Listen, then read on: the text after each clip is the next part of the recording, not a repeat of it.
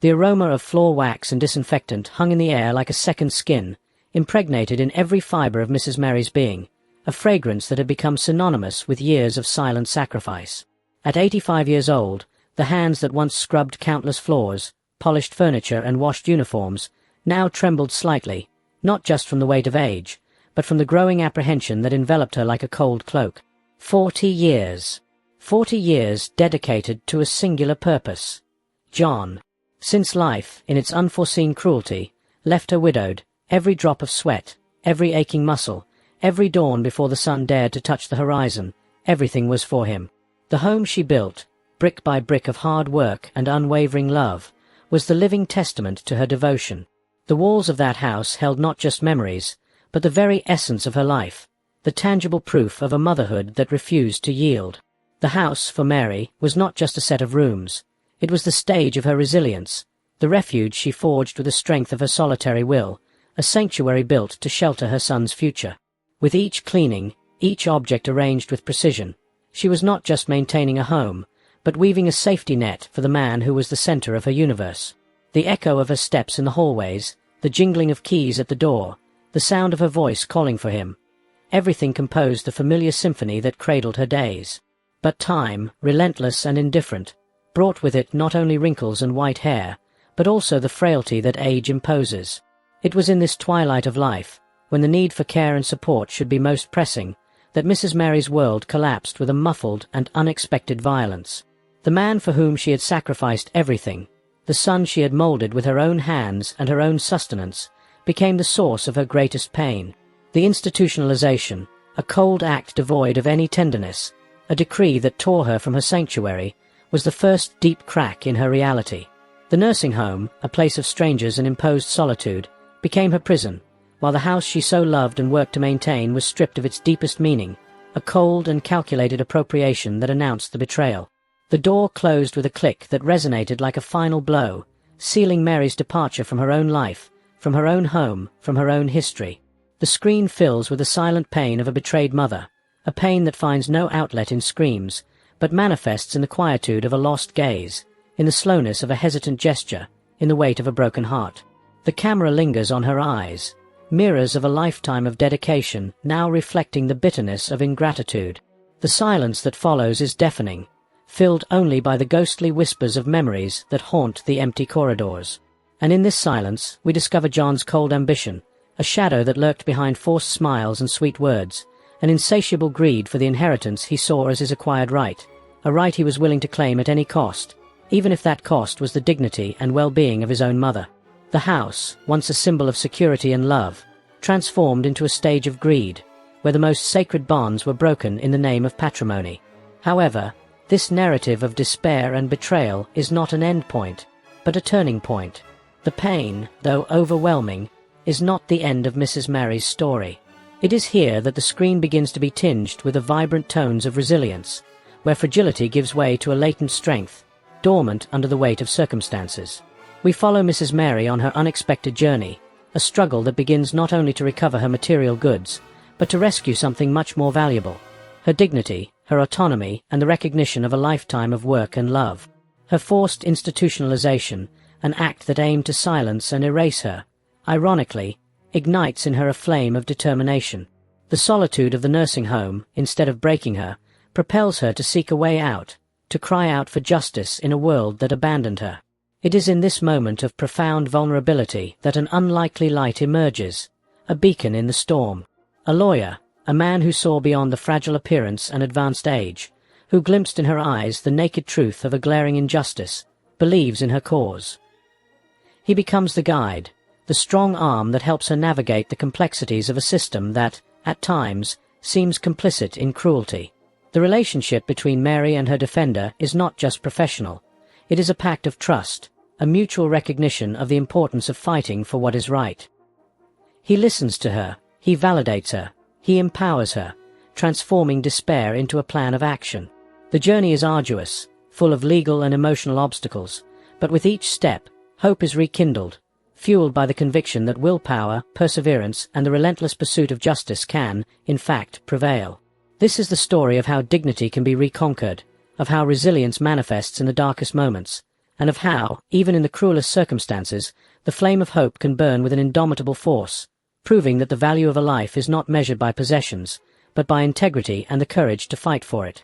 The weight of imposed solitude in the nursing home was palpable, a burden that manifested in every silent corner of the room, in the monotony of days that dragged on endlessly.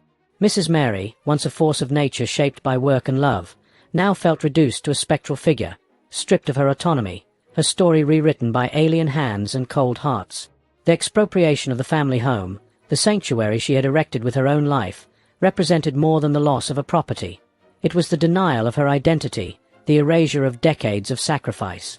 The coldness with which John, her own son, orchestrated this removal, the replacement of effective memory with material interests, revealed a profound disconnection, an abyss between unconditional maternal love and selfish ambition. The house, with its walls that held the echo of laughter and tears, of sleepless nights and modest achievements, had become a trophy to be displayed, not a home to be preserved. Still, the initial despair, the overwhelming sensation of powerlessness, began to give way to a silent resistance. The once lost gaze now found a focus, a spark of indignation that refused to be extinguished. The unexpected kindness of the lawyer, his genuine belief in the veracity of her allegations, acted as a balm for the open wounds, rekindling the spark of hope. He did not see her as a defenseless old woman, but as a warrior at a disadvantage, a matriarch stripped of her rights. This recognition, this validation of her struggle, was the catalyst for an internal rebirth. The strength that propelled her for 40 years to raise a son alone, the resilience that kept her firm in the face of widowhood, resurfaced, now directed toward the recovery of what was due to her. However, the legal battle that unfolded was a minefield of complex procedures and cold arguments. The lawyer, with his expertise and dedication, became the bridge between Mrs. Mary's emotional world and the implacable logic of the judicial system. He unraveled the web of deceptions and manipulations orchestrated by John, transforming the feeling of injustice into concrete evidence. Each document analyzed, each testimony collected, was a calculated step to dismantle John's narrative, a narrative built on lies and the exploitation of his mother's vulnerability. The house, which John saw as a mere financial asset, was, for Mary, a repository of her soul, and this fundamental distinction was the driving force behind her determination. More deeply, Mrs. Mary's struggle transcends the mere recovery of material goods. It is a battle for the reaffirmation of her own existence, for the validation of a life dedicated to another. The appropriation of the house symbolizes the attempt to erase her contribution, to reduce her story to a mere chapter to be discarded. By fighting for the house, she fights against forgetting, against the devaluation of her strength, her love, and her ability to sustain a family alone. The house is the tangible symbol of her autonomy, of her ability to provide and protect, qualities that John, in his blind ambition, tried to steal. Therefore, Mrs. Mary's journey becomes a mirror for all those who have ever felt helpless or betrayed. She teaches us that dignity is not a privilege to be granted, but a right to be defended. Her resilience, fueled by justice and belief in her own inner strength, serves as a beacon, illuminating the path for those facing similar adversities. The story, still in progress, is not just about recovering a house, but about the reconquest of a life, about the affirmation that, even in the darkest circumstances, truth and courage can flourish, transforming the once devastating into a testimony of strength and hope. The house, once a bastion of memories and security for Mrs. Mary, now presented itself as a stage for judicial disputes, where each document, each clause, each testimony was a battle fought in a field of legal abstractions.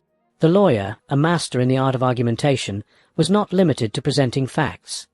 He wove a narrative that rescued the essence of what the house represented for his client. He demonstrated that the property was not merely a set of bricks and cement, but the materialization of years of hard work, personal sacrifices, and a maternal love that had sustained John's life. Instead of focusing only on market value, he explored the intrinsic value, the historical and emotional significance that the property possessed for Mrs. Mary, an incalculable value that John, in his limited vision, solemnly ignored.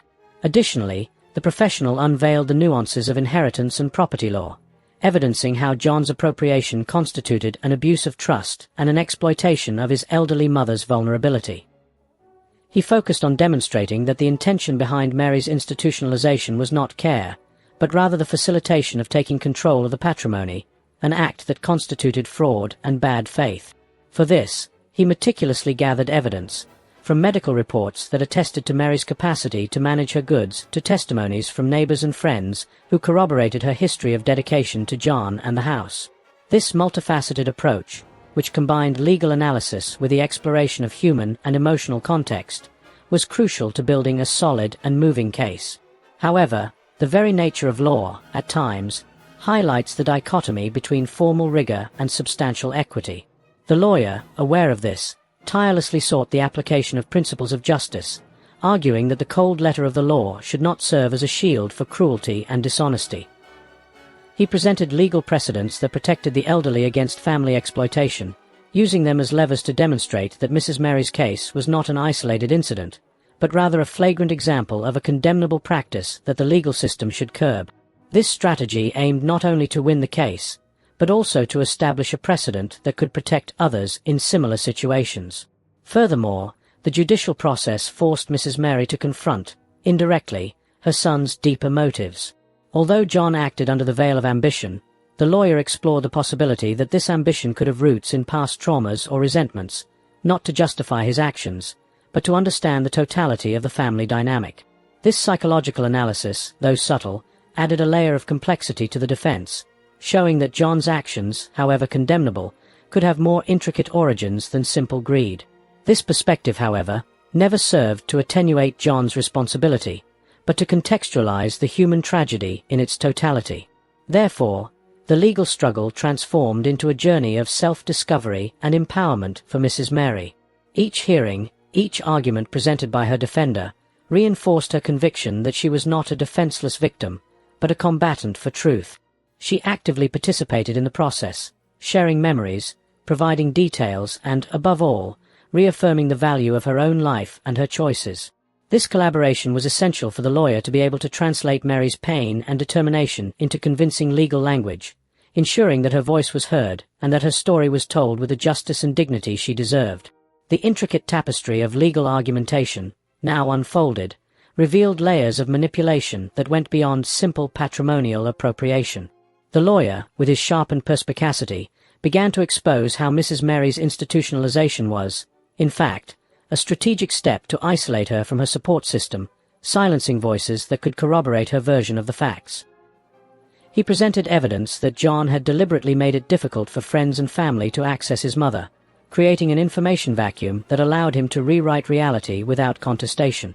This isolation tactic, he argued, was not just an act of cruelty, but a calculated maneuver to further weaken Mrs. Mary's legal position, making her more susceptible to accepting the terms imposed by him. Moreover, the defender explored the insidious nature of the psychological influence exercised by John. He highlighted how, over the years, John seemed to have subtly undermined his mother's self-confidence, presenting his achievements as mere extensions of his own effort and his difficulties as character flaws. This long-term manipulation, now exacerbated by institutionalization, created an environment where Mrs. Mary felt increasingly dependent and incapable of defending her own interests, a condition that John exploited without hesitation to consolidate his control over the family assets. This erosion of self-esteem, the lawyer argued, was as harmful as the physical usurpation of the property. In contrast, to solidify Mrs. Mary's image as a victim of an orchestrated plot, the lawyer brought to light the story of her uninterrupted dedication. He detailed how she, even in her old age and frailty, continued to manage the house's finances, take care of expenses and make important decisions, demonstrating her capacity and mental clarity. This contrasting presentation of the resilient and capable mother versus the manipulative and exploitative son was fundamental to painting a vivid picture of injustice. The contrast was glaring. On one side, a life of sacrifice and responsibility. On the other, an excessive ambition and a flagrant disrespect for family ties and the law. Another crucial aspect that the lawyer brought to light was how John exploited the very family structure to legitimize his actions. He manipulated the perception of third parties, presenting Mrs. Mary's institutionalization as an act of care and necessity, and taking control of the house as a protective measure for her future. This role reversal, where the aggressor presents himself as savior, was a cunning tactic that the lawyer dedicated himself to unmasking, showing that John's actions were, in fact, a meticulous planning to usurp what did not belong to him by right, undermining the trust and autonomy of his own mother. Thus, Mrs. Mary's defense unfolded on multiple fronts, addressing not only the illegality of asset appropriation, but also the psychological and social aspects of manipulation and abuse. The objective was clear: to demonstrate to the court that the institutionalization and subsequent taking control of the house were not acts of good faith, but rather components of a deliberate plan to deprive Mrs. Mary of her rights and her dignity, exploiting her age and her trust for his own benefit. This complex narrative, built with rigor and empathy, aimed to restore not only the property, but the very essence of justice for Mrs. Mary. Reflecting on this journey so far, we perceive that life's complexities weave an intricate network of interconnections, where acts of apparent finality resonate with unexpected consequences. Actions, whether driven by compassion or greed, leave indelible marks, shaping not only the destiny of the individuals directly involved, but also the very texture of the reality we share. The path traveled has shown us that the fragility inherent to the human condition, particularly in those more vulnerable phases of existence, can be fertile ground both for the deepest betrayal and for the most unexpected manifestation of inner strength. The way trust is deposited and, sometimes, brutally broken, reveals the fragilities of the bonds that unite us and the surprising resilience with which human beings can respond to adversity. As the nuances of this narrative unfold, it becomes increasingly evident that the pursuit of justice is not limited to the reparation of material damages. It extends to the reconquest of dignity, to the reaffirmation of identity, and to the recognition of the intrinsic value of a life dedicated to love and sacrifice. The machinations that aim to obscure the truth and silence a solitary voice ended up, paradoxically, igniting a flame of unshakable determination. The way legal defenses articulated themselves, not just as a response to infractions, but as an exposition of fallacies and manipulations, demonstrates the capacity to unveil the veil of falsehood and bring to light the fundamental principles that govern equity. Based on the insights acquired, the path forward becomes clearer, delineating not an abrupt end, but a transition to a deeper understanding of the lasting implications. The different facets of human experience, from the pain of betrayal to the empowerment of struggle, converge to a crucial point of reflection. The various lines of reasoning and lived experiences, like tributaries that join a mighty river, culminate in a current of understanding that points to an outcome that transcends the resolution of a specific conflict. This convergence suggests that the true gains of a journey like this reside in the wisdom acquired and the strength found, elements that echo far beyond the immediate conclusion of events. As we approach the final reflection, it is important to consider how the threads of this narrative intertwine, forming a pattern that invites us to contemplate the essence of perseverance and the transformative power of hope. The complexities unveiled, the layers of deception exposed, and the strength that emerged from the ashes, all contribute to a more comprehensive understanding of the human capacity to resist and rise again.